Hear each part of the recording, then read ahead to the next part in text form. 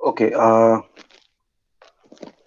starting with the lecture and let students join in basically because uh, I'm facing a regular problem and the problem tends to be intensified this year. Normally, it so happens that I take these basic lectures as far as connectivity in geography is concerned for UG and PG classes. Now, the general phenomena is that BSc, FY and FYBA classes start together and PG classes start a bit late. But fortunately, unfortunately, I don't know. Most of these classes have started together.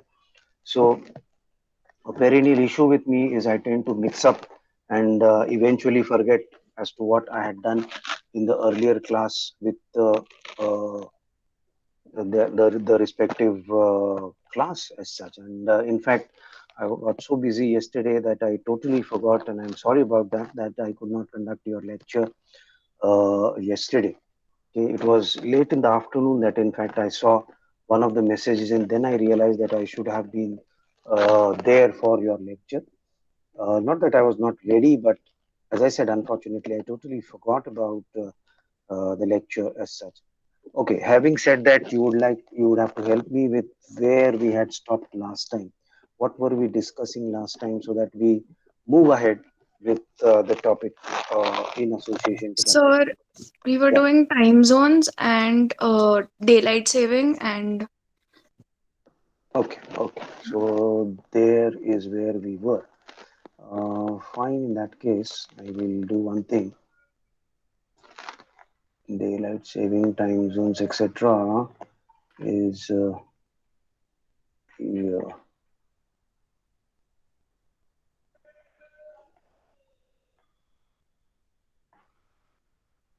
Okay. I will put this up and then let me bring it to a taskbar and now let me share.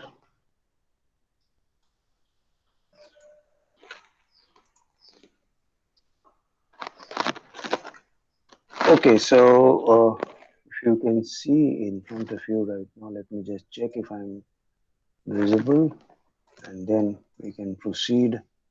Yes, I'm much, the slide is much more there in front of you. So, uh, this is a way in which we speak about time zones, etc. And yeah, now I remember we spoke about the time difference in India. The geographical time difference in India is 2 hours. And while we have been away from nearly a week, we had our last lecture on Saturday, and now we are having it. You'll see that the experiment that I've been doing about sunrise and sunset. Having said that, let me leave you in the sense. Let me pose you a interesting question about sunrise and sunset. What exactly do we mean by sunrise sunset? How do we scientifically understand sunrise sunset, and what is the confusion about sunrise sunset with regards what is called as the census moment? You can ask your population teacher as to what is a census moment and how do they measure, and did India change it at some point of time, and why did India have to change it, etc., etc. That's a very interesting thing that connects and associates various aspects and sub aspects in geography to each other. Having said that, we said that we have what is called as a local time, completely dependent on the sunrise sunset. Then you have, if you are in a large country, then you have a standard time. In India, we have the Indian Standard Time, and then you had the GMT, which is the Greenwich Meridian Time. And you'll see that while local times normally tend to be associated with the standard time of the respective nation, then the standard times tend to be linked with the GMT. How do they link it? I think we may have worked out the mechanics of that. I said that 24 hours, uh, the Earth rotates 360 degrees of longitude. Okay, having done that, okay, how much would it happen in an hour? The number is 15 degrees of longitude. Okay, so now if I'm moving, if this is the prime meridian and I have noon time on the prime meridian as such.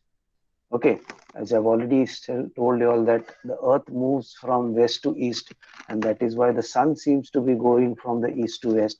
Both of them are, say, and this is a relative effect. Okay, it's not actually that the sun is moving here and there. The sun is where it is. The earth is going by its own mechanism.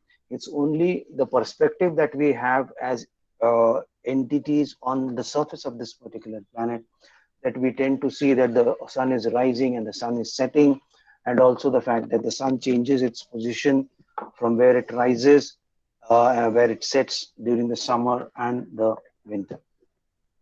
Bringing it back to the whole perspective, if you'll see that this second line is 30 degrees longitude.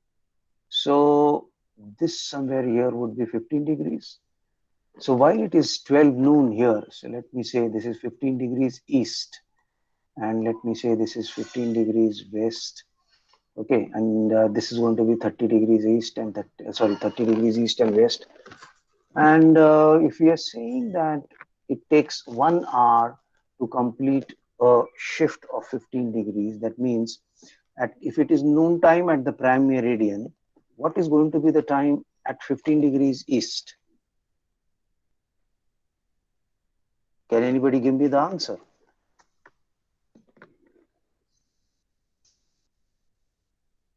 जेव्हा prime मेरिडियनवर मध्यान्ह झालेलं असतं तेव्हा 15 degrees ईस्टला काय झालेलं असेल? तिकडचं मध्यान्ह होऊन गेलेलं असेल का व्हायचं असेल? Tell me in that way. Yeah, you can unmute yourself and let me know your. Hello. Yeah, please go ahead. Who was that? होऊन गेलेला असेल सर. होऊन गेलेला असेल. आता होऊन जाऊन किती डिग्री सरकली आहे? 15 डिग्री सरकली. 15 डिग्री सरकली म्हणजे किती वेळ झालेला आहे? 1 तास झालेला आहे. 1 तास झालेला आहे म्हणजे किती वाजलेले असतील आता इथे 15 डिग्रीला?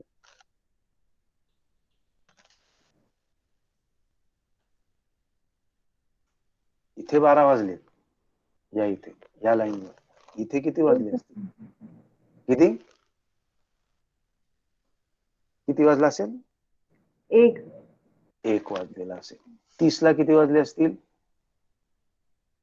इथे 2, इथे 3, इथे 4 आणि इथे 5 आणि पहा इथे तुम्हाला इंडिया दिसतोय. ओके, 5 म्हणजे किती झाले? 15 5 75, बरोबर. 75, 15 5 75.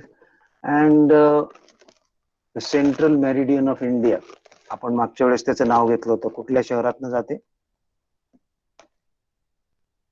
Central meridian of India. Yes yes, go ahead.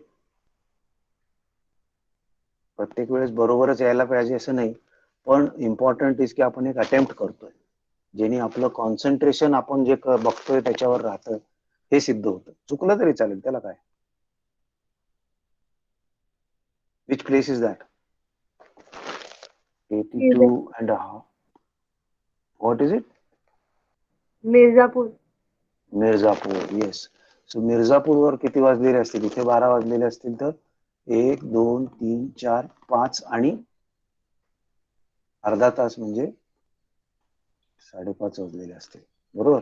कारण हे 75 आणि याच्यामध्ये याच्यातले 7:30 घालायचे तुम्हाला, कारण हे 82 मधनं 75 काढले तर तुमच्याकडे उरतात 7:30. ते ह्याच्यात घातले तर इक्वल होतात. 7:30 म्हणजे अर्धा तास, 15 म्हणजे अख्खा तास. तो 5 hours, 5 full hours and half. And that's why India is ahead of Greenwich Meridian time by 5.5 hours. And as you go इकडे हे इथे 12 वाजले असतील तर इथे 11, के इथे 10 9 8, so on and so forth. Okay, so these are a few things that we have to keep in mind eventually about calculation of time. Always remember, when you move towards the east, you are going to lose time. आता lose time का म्हणायचं आहे?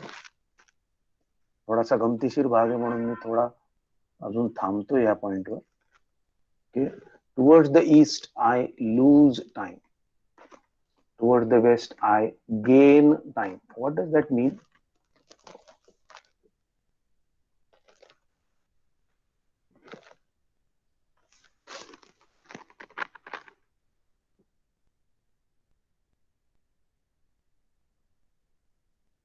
ते गंमत करूयात आपण.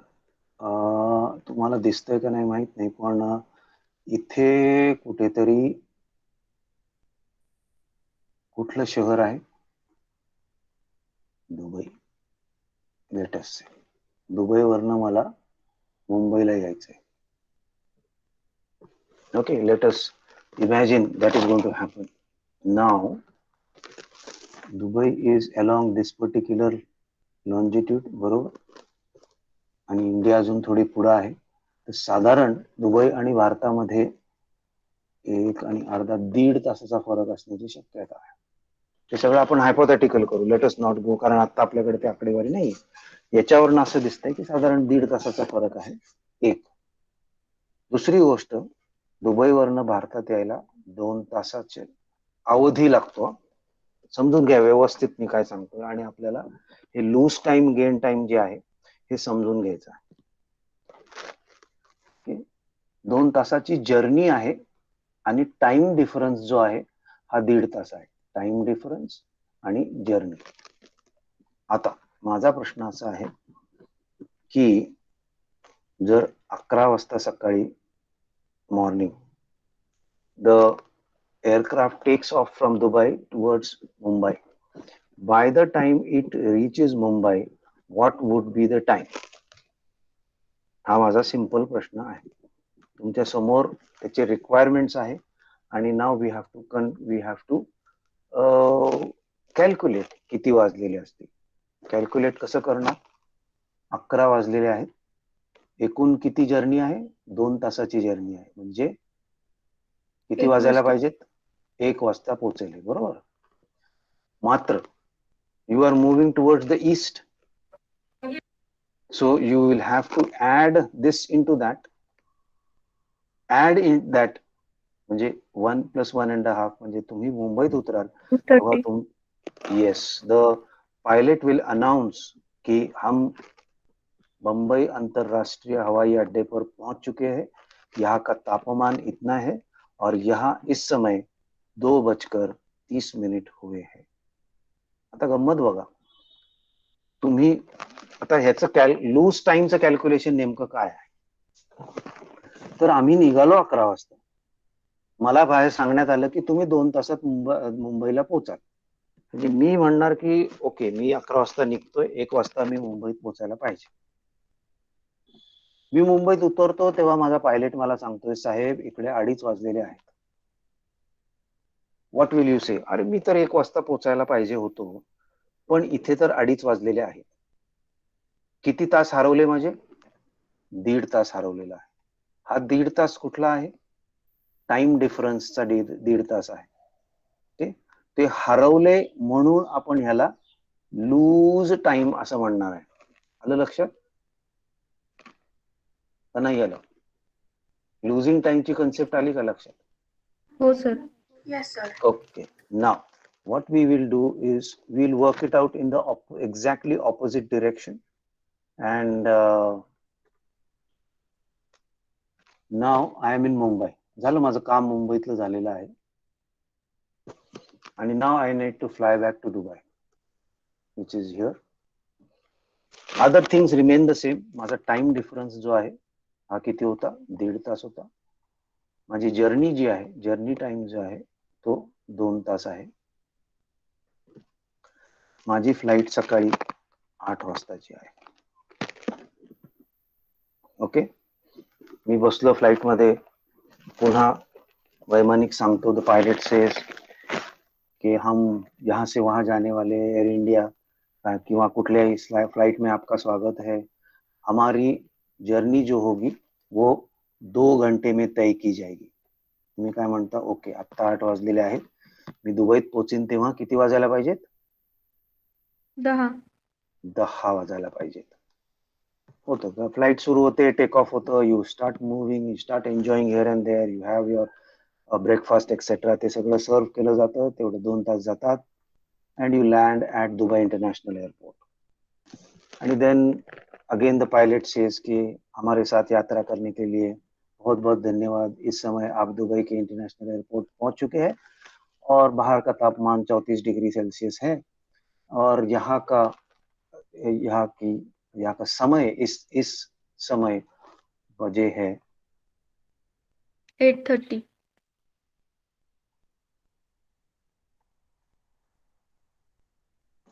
आता गंमत बघा काय झालेली आहे की मी असा विचार केला होता की मी 8 वाजता मुंबईवरून निघतोय.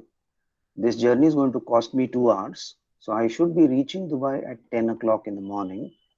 However, when I reach Dubai, I see that it is only 8:30. मग असं झालं का की मी अर्ध्या तासात दुबईला पोहोचलो? तर नाही. I did not reach Dubai in half an hour. But because I am traveling towards the west of my direction, I have gained time. तर नॉर्मली सांगताना असं सांगितलं जातं की तुम्ही जेव्हा प्राइम मेरिडियनच्या ईस्टला जाता तेव्हा तुम्ही लूज टाइम करता, जेव्हा तुम्ही वेस्टला जाता तेव्हा तुम्ही गेन टाइम करता. बट हे पक्क लक्षात घ्या की तुम्ही जिथे असाल तिथून, से फॉर एक्झाम्पल आता आपण मुंबईचं म्हणत होतो, मुंबईवरनं ईस्टला जाल, तुम्ही सिंगापूरला गेले तर you are going to lose time. तुम्ही इकडे इजिप्तला आले तर you are going to, this is gain, this is lose. कुठल्याही परिस्थितीतनं तुम्ही ईस्टला जेव्हा जाता, सूर्याच्या दिशेने जाता, you are going to lose time. when you are going to go away from the sun towards the west, you are going to gain time. हे असे प्रश्न अनेक वेळेस कॉम्पिटिटिव्हला विचारले जातात आणि याची लेवल जी आहे इंटेन्सिफाय केली जाते. मग आता पुढे एक स्लाइड आहे, त्याच्यामध्ये आपल्याला will be discussing about the international dateline also. But that is as far as the various meridians are concerned, and the importance of the meridians being that they are used to measure time. आणि time कसा major केला जातो मी आत्ताच सांगितलेलं आहे तुम्हाला. This is 0 degrees, याच्या opposite direction मध्ये कुठली लॉन्जिट्यूड असेल? अजून काही गोष्टी आपल्या राहिलेल्या आहेत त्याच्यात. Just take that also and then will move ahead. This is 0 degrees, इथे 0 डिग्रीज दिसतंय तुम्हाला, त्याच्या एक्झॅक्टली ऑपोजिट डिरेक्शन मध्ये कुठली लॉन्जिट्यूड असेल?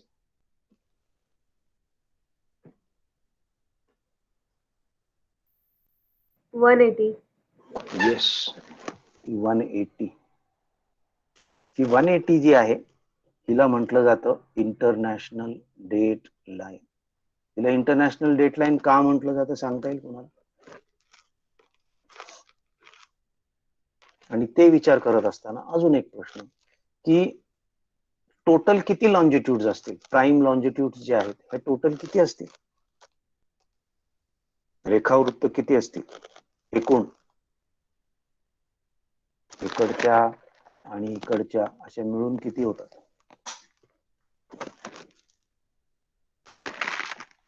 एक ते 180 आणि 1 ते 180 म्हणजे किती झाल्या? 360. 360. किती? 360 झाल्या. नक्की? हो. नक्की नक्की बघा, हिचं 180 आणि हिचं 180 वेगवेगळे आहेत का सेम आहेत?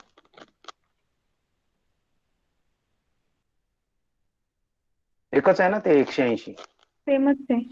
मग किती होतील? याच्यातनं एक वजा करावा लागेल का? 359. 359 होतील. पण ज्याचं एक अजून एक मुद्दा आपण याच्यातनं विसरलेलो आहोत की इतर वेळेस आपण शून्याला किंमत देत नाही गणितामध्ये, पण भारताने जगाला शिकवलंय शून्यालाही किंमत असते. 0 डिग्रीज लॉन्जिट्यूड मोजला नाही तुम्ही, त्याच्यामुळे यू अगेन ऍड 1 आणि कायम लक्षात ठेवायचं there are going to be 360 degrees off, there are going to be 360 longitudes. आता त्याला अजून डिवाइड करा, त्याच्यात अनेक म्हणजे अगणित असतील, इनफायनाईट, पण नॉर्मली दिस इज दॅट. असंच जर गणित आपण लॅटिट्यूड साठी मांडलं तर किती लॅटिट्यूड असतील? लॅटिट्यूड किती असतील? 1 ते 90 नॉर्दर्न हेमिस्फिअर, 1 ते 90 सदर्न हेमिस्फिअर. किती झाले? 180 झाले. 180. आणि इक्वेटर धरणार हो. याच्यामध्ये? हा, इक्वेटर धरणार याच्यामध्ये म्हणजे किती झाले? 181. 181. 181. ही काही बेसिक गणित आहेत.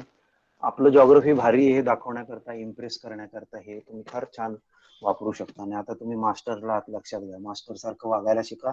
पण नुसतंच वागून चालत नाही, लोक मूर्खात काढतील. आपल्याला तेवढा जॉग्रफीचा अभ्यासही करावा लागणार आहे. Coming back to the international date line. What exactly do we mean by the international date line? हे थोडंसं वेळेच्या संदर्भात समजून घेऊ, जेणेकरून आपल्याला ते समजायला सोपं जाईल. इथे आपण म्हणतोय की जर इथे 0 डिग्रीजला ही जी लाईन दिसते आपल्याला, या 0 डिग्रीजला दुपारचे 12 वाजलेले असतील, तर 180 ला किती वाजलेले असतील?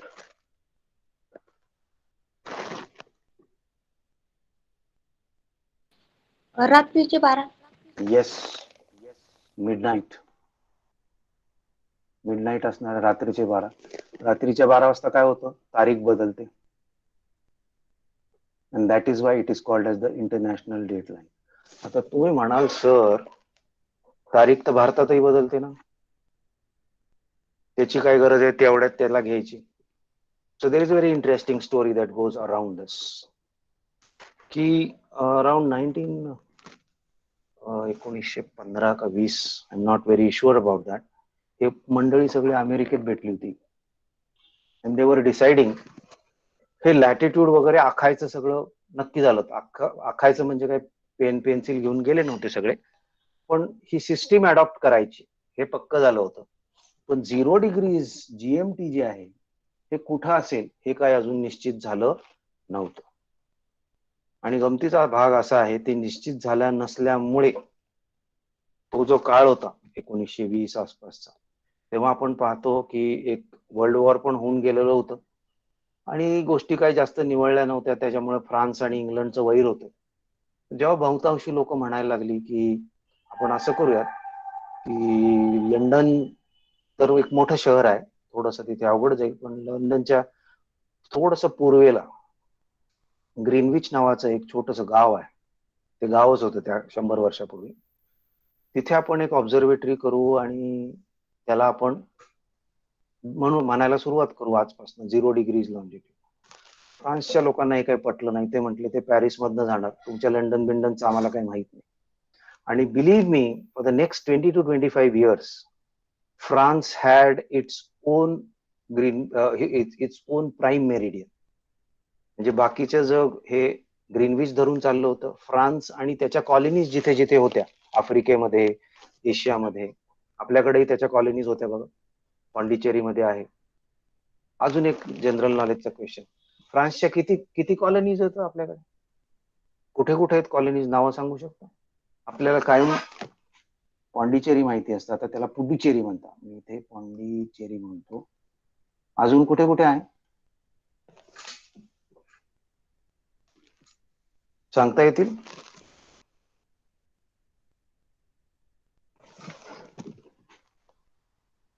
हे ऐकलेलं आहे, हे ऐकलेलं आहे, यनम, कराईकल, माहे. भारताच्या मॅपवर शोधून काढा कुठे कुठे होत्या French colonies. Anyway, coming back to the fact की the French did not agree for a long time on all this. Eventually, मला वाटतं साधारण 1940 साली they said ठीक आहे बाबा, आता आपण सगळं इंग्लंडच्या अनुषंगाने हे करू.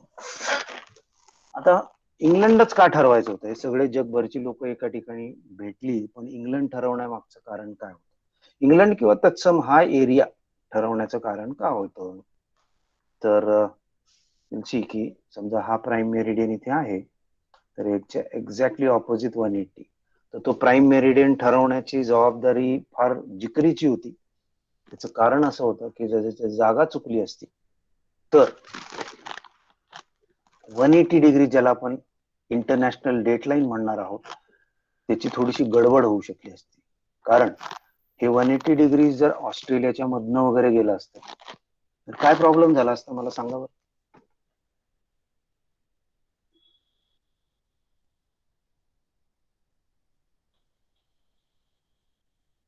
ऑस्ट्रेलियामधनं गेलं गेलं काय झालं असतं? ठीक आहे, गेलं ऑस्ट्रेलियामध्ये, प्रॉब्लेम काय झाला असता?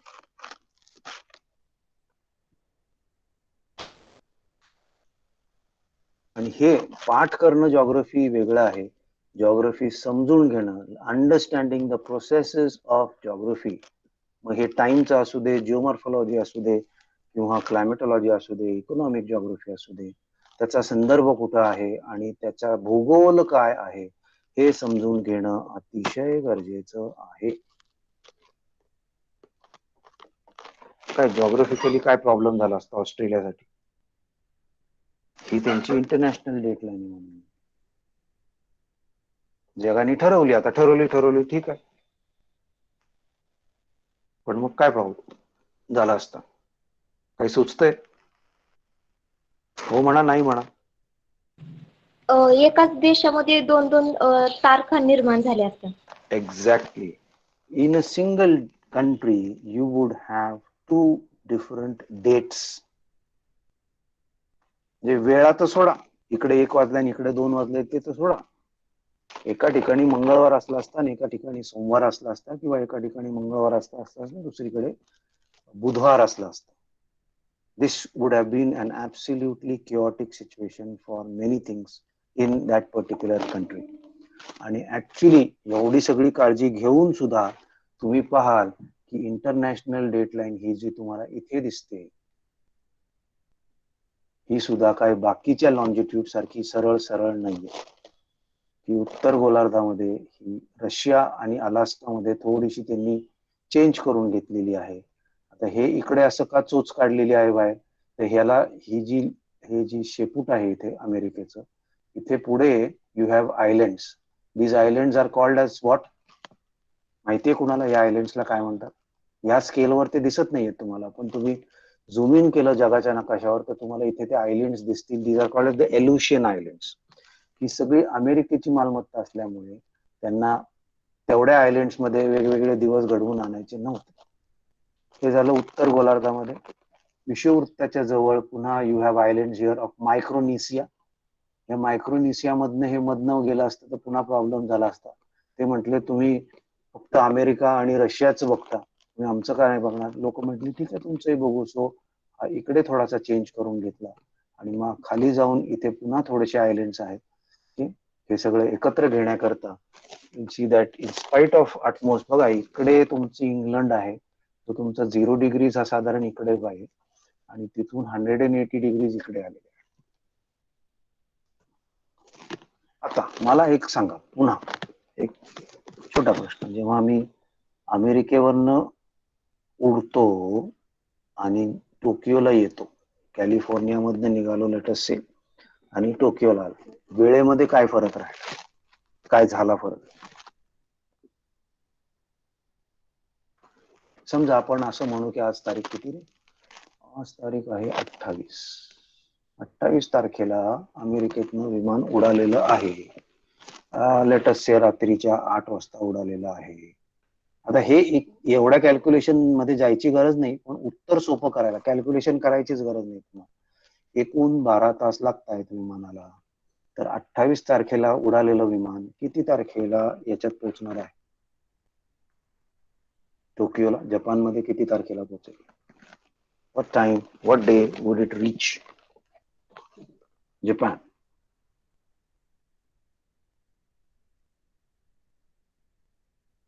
हे थोडस गणित समजून घेणं अतिशय गरजेचं आहे. कारण मगाशी आपण एक गोष्ट म्हटलो, त्याच्यात थोडस विपरीत गोष्ट आता आपण मांडतो आहोत. 28 तारखेला उडालेला आहे, रात्री 8 वाजता उडालेला आहे, 12 तास लागतायत.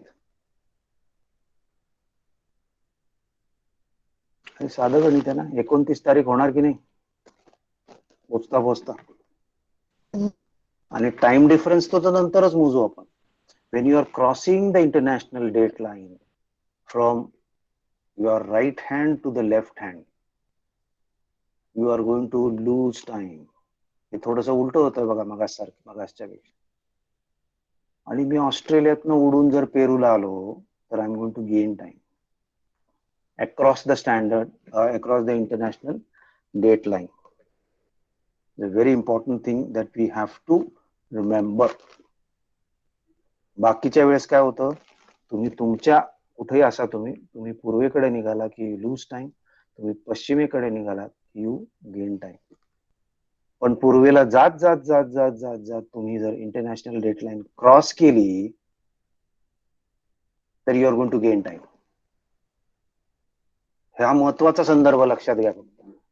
प्रत्येकच वेळेस आपल्याला तेवढ्या खोलीत जावं लागतं असं नाही, पण as a geographer and particularly geographer doing masters in geography हे कळणं गरजेचं आहे. काय, पुन्हा एकदा सांगतो, नाही समजलं तर मला पुन्हा विचार की I start from India and I start moving towards the east. I come to Philippines वगैरे, इकडे फिलिपिन्स वगैरे आहे. I am still going to lose time, lose time. पण the moment I cross here I have gained time. Okay. Similarly, जर मी कॅलिफोर्नियातनं उडान भरली आणि I start moving towards the west, I'm going to gain time till where? Till I come to the international date line. And the moment I cross the international date line, I have lost one day. हा संदर्भ तुम्हाला सांगणं गरजेचं होतं, त्याच्यामुळे एवढा सगळा घाट घातला आपण. Anyway, so these are a few things that of course we will be needing in climatology. त्या पीपीटी मध्ये सुद्धा आहे. हे जी चित्र आहेत ही सगळीच की तुम्हाला वाटेल सरांना कुठनं घेतली. तुमचं निरीक्षण जर तीक्ष्ण असेल तर चांगल्या क्वालिटीचे फोटो कुठूनही मिळतात. हे मला SSC बोर्डाच्या पुस्तकात मिळालेली आहेत. प्रत्येकाच वेळेस स्टालर आणि ल्युटन्स आणि टर्बक शोधायला पाहिजे अशी काही गरज नाही. 9वीच्या का 8वीच्या पुस्तकात हे मी घेतलेलं आहे. मला फक्त कन्फर्मेशन साठी हे एवढं वाचूयात आपण. पर्सन ट्रॅव्हलिंग, वरचा एरो बघा, person travelling to the west will add a day after crossing. After हा शब्द अतिशय महत्वाचा आहे. After crossing the international date line. And the person, खालच्या एरो मध्ये बघा, person travelling east will continue with the same day after crossing the international date line. हे गमतीचं तुम्हाला कळेल की समजा पुढच्या ह्याच्यात घेऊयात आपण, विल स्टील कंटिन्यू. असे वेगवेगळ्या गोष्टी आपल्या शिदोरीत असायला पाहिजे की जेणेकरून आपल्याला आपला विषय कसा इंटरेस्टिंग आहे. आता हे तुम्हाला इंटरेस्टिंग वाटत असेल असा माझा समज आहे. वाटतंय का नाही इंटरेस्टिंग? का आपलं जाऊ दे, आपलं क्लायमेटॉलॉजी सुरू करायचं आहे सर वाटतंय की. इंटरेस्ट. आहे सर, आहे आहे सर. ना? Yes yes, okay, thank you. आता गंमत बघा, ऑस्ट्रेलिया, इथे सिडनी आहे कुठेतरी, हे सिडनीचा एअरपोर्ट आहे. We take a hypothetical condition. परत रात्रीचे 8 वाजलेले आहेत ऑस्ट्रेलियामध्ये आणि फ्लाईट टेक ऑफ करणार आहे. ओके, ही फ्लाईट समजा इथे पेरू आहे, पेरूची राजधानी लिमा आहे. ही फ्लाईट लागणार आहेत 16 तास. ओके, जर 8 वाजता ही उडाली, 16 तास नको, माझं कॅल्क्युलेशन चुकेल, आपण असं म्हणून 10 तासात जाईल. तर रात्री 8 वाजता उडालेली आहे, त्याच्यात 10 तास जोडले तर किती वाजतील लँडिंगला? रात्रीचे 8 वाजता. असं आपण समजू की आजची तारीख 28 ऑक्टोबरला रात्री 8 वाजता ही फ्लाईट निघाली. 10 तासांनी किती वाजलेले असतील? पहाटेचे 6. 6. पहाटेचे 6. किती तारीख? 29 तारीख. 29 तारखेचे पहाटेचे 6 वाजलेले असतील. गंमत अशी आहे की तुम्ही इंटरनॅशनल डेडलाईन क्रॉस करताय. This is the western hemisphere, this is the eastern hemisphere. Okay, इथे जर तुम्ही टायमिंग बघितलं, हा दिवस इकडे पुढे चाललेला आहे आणि तो फिरून मग इकडे येणार आहे. त्याच्यामुळे तुम्ही इथे पोहोचता, the moment you cross this, okay, जरी तुमच्या घड्याळात ही तारीख जी आहे ती 29 झालेली असेल, तुम्हाला ती तारीख ऍडजस्ट करून पुन्हा 28 करावी लागेल. That is what that sentence says, की person travelling east will continue with the same day. Same day म्हणजे लास्ट.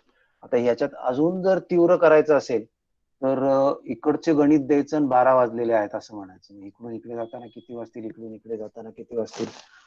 ही कॉम्प्लेक्सिटी पाहिजे तेवढी आपल्याला हे करता येते. But as I said, when you travel east and you cross the international date line, you actually end up in the same day.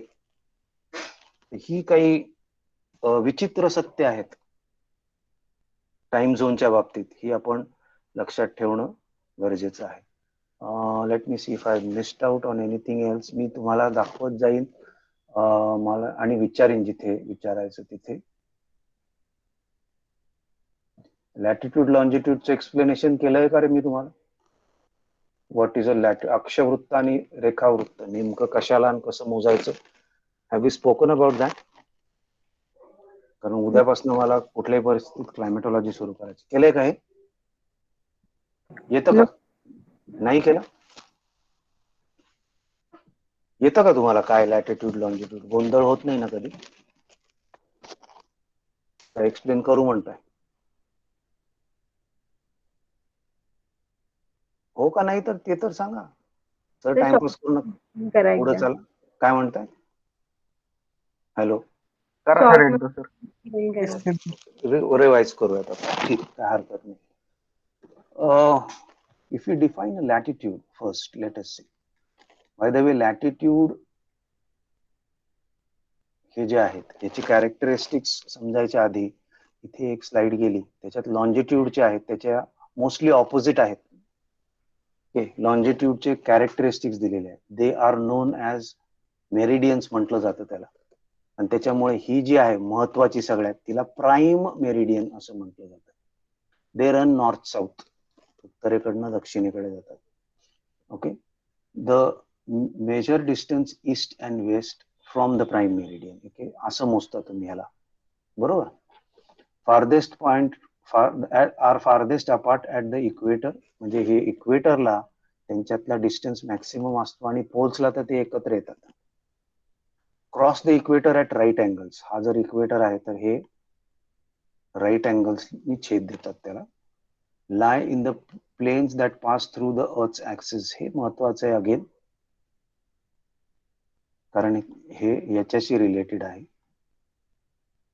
are half of the great circles and they have equal length. हे का?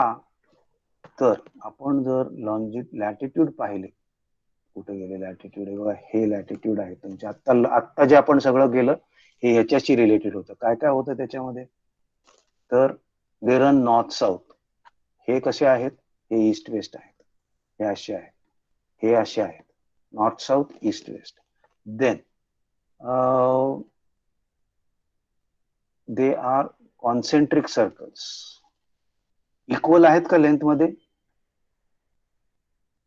लॅटिट्यूड्स नाही, they are not equal. एकमेकात बसू शकतात तुम्ही. 0 degree मध्ये 1 degree बसू शकते, 1 डिग्री मध्ये 2 डिग्री, 2 डिग्री मध्ये 3 डिग्री, असं करत करत 90 डिग्री पर्यंत सगळे अक्षवृत्त जे आहेत हे एकामेकामध्ये मच्छर छापची कॉईल असते, कासव छापची, तशी तुम्ही बसू शकता. That arrangement is called as concentric circles in geometry. Equal length आहे का? तर नाही. Then we come to an interesting concept which is called as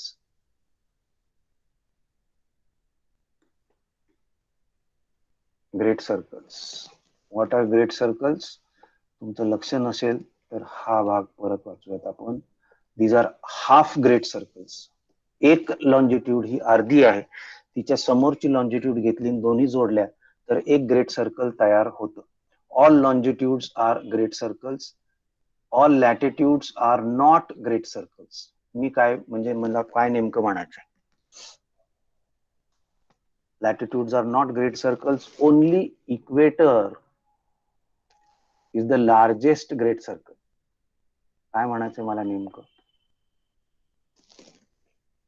शून्य अंशाचा अक्षवृत्त हे सर्वात मोठं अक्षवृत्त असतं.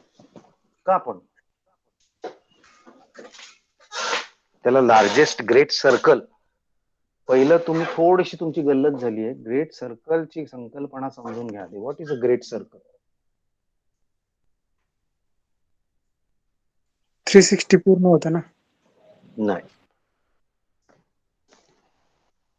आता आजकाल आपण पाहतो की वेगवेगळ्या प्रकारचे केक येत आहेत. असं आपण समजू की समोरची जी आकृती दिसते तसा आपण केक बनवलेला आहे आणि आपण म्हणतो ज्याचा बर्थडे आहे त्याला की सुरी अशी फिरवायची की ती पृथ्वीच्या मधून गेली पाहिजे, पृथ्वीच्या मध्यांमधनं गेली पाहिजे, centre of the earth. So if you are going to take a cut and any cut which passes through the center of the earth is called as a great circle. त्यांनी जो सर्कम्फरन्स निर्माण होणार आहे त्याला great circle म्हणतो. आणि म्हणूनच तुम्ही प्रत्येक लॅटिट्यूड मधनं जर सुरी चालवली, प्रत्येक लॉन्जिट्यूड मधनं सुरी चालवली तर ती नेसेसरीली सेंटर ऑफ द अर्थ मधनं जाणार आहे. मात्र प्रत्येक लॉन्जिट्यूड मधनं लॅटिट्यूड मधनं चालवली तर ती फक्त इक्वेटरची जी आहे ही पृथ्वीच्या मधून जाणार आहे, बाकी कुठलीही जाणार नाही. म्हणून any cut that goes through the centre is called as great circle. आणि इक्वेटर हा सगळ्यात मोठा असल्यामुळे त्याला लार्जेस्ट ग्रेट सर्कल असं म्हटलं जात. ही त्या ग्रेट सर्कल मागची संकल्पना आहे. Let us come back to trying to understand latitude. Latitude is an angular distance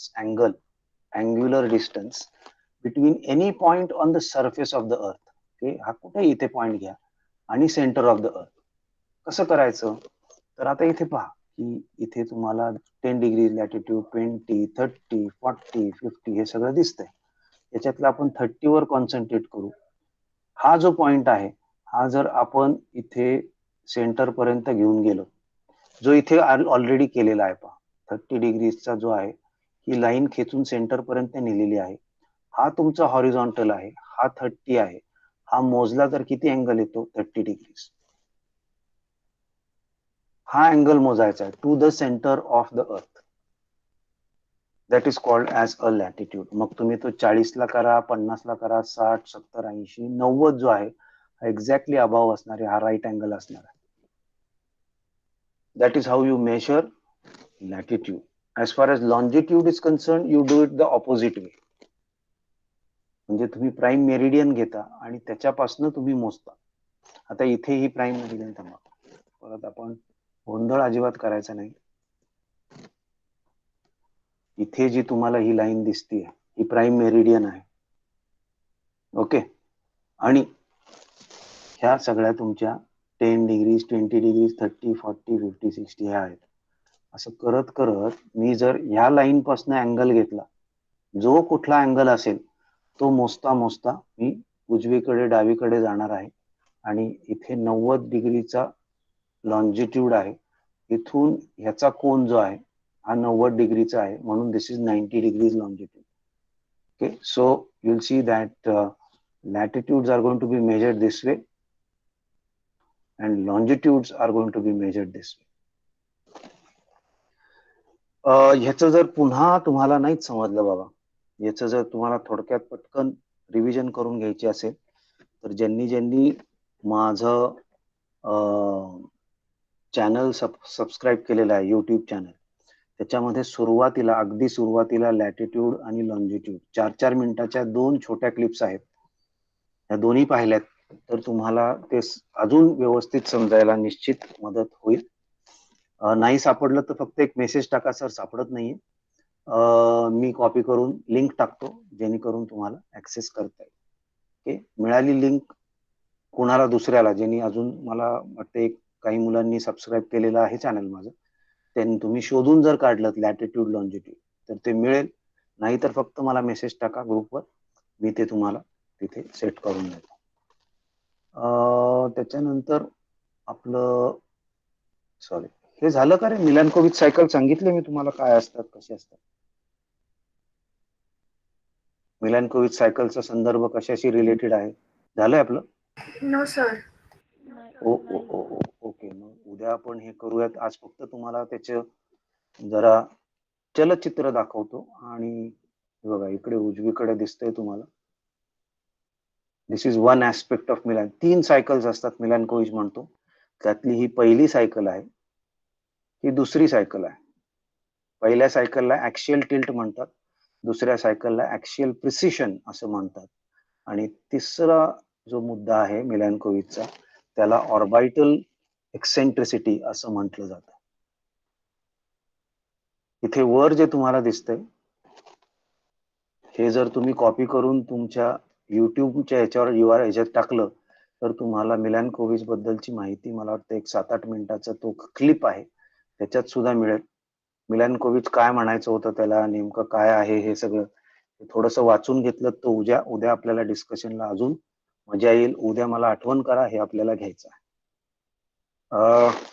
I will stop a bit early today, कारण ह्या पीपीटी मधलं आपल्याला एवढंच करायचं होतं आणि ह्याला थोडा वेळ लागेल, त्याच्यामुळे मी आज ह्याच्या डिटेलमध्ये जाणार नाही. आणि आय वुड स्टील से की तुम्ही लोकांनी थोडंसं लॅटिट्यूड लॉन्जिट्यूड तुमचं थोडं कन्फर्म करून घ्या. काही प्रश्न पडले तुम्हाला त्या बाबतीत तर निश्चित टिपून ठेवा. टिपायला वेळ नसेल तर डायरेक्ट प्रश्न आपल्या ह्याच्यात टाकून ठेवा. मला उत्तर देण्याजोगता तिथल्या तिथे तो प्रश्न असेल तर उत्तर देईन, नाहीतर आपण त्याची नोंद घेऊन दुसऱ्या दिवशी किंवा त्याच्या दुसऱ्या दिवशी किंवा त्याच्यानंतर ज्या दिवशी लेक्चर असेल त्या दिवशी आपण नोंद त्याची घेत जाऊया. तर आता साधारण असा पॅटर्न आपला राहील. I would now request you all to put down your names in the chat box for the purpose of attendance. And if you have any queries for me, you can please ask me. आजचे जे lecture आहे किंवा क्लायमेटच्या संदर्भात काय असेल, you can ask me about it.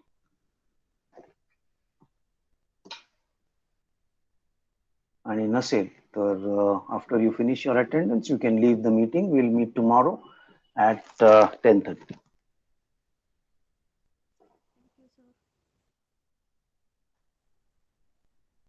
Yeah, thank you. Have a good day, all of you.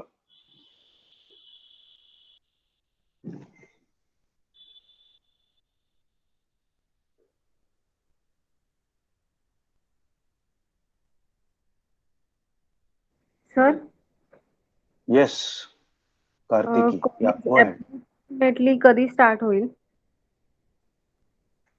आता काहीच सांगता येत नाही, पण ऍज ऑफ टुडे दिवाळीच्या नंतरच ऑफलाईन मोड. म्हणजे ते पण फिक्स तुम्ही डे? म्हणाल सर नाही ना, अजून काही नाही. गव्हर्नमेंट कडनं इन्स्ट्रक्शन आल्याशिवाय कॉलेज कसा काय निर्णय घेऊ शकतो? तोपर्यंत ऑनलाईन तर चालूच आहे. आणि आपलं दिवाळीत जर केसेस वाढल्या नाहीत तर मला वाटतं दिवाळी नंतरचा 1 आठवडा जाऊ देतील हे लोक आणि कॉलेज सुरू होईल, ओके असा अंदाज आहे सध्या.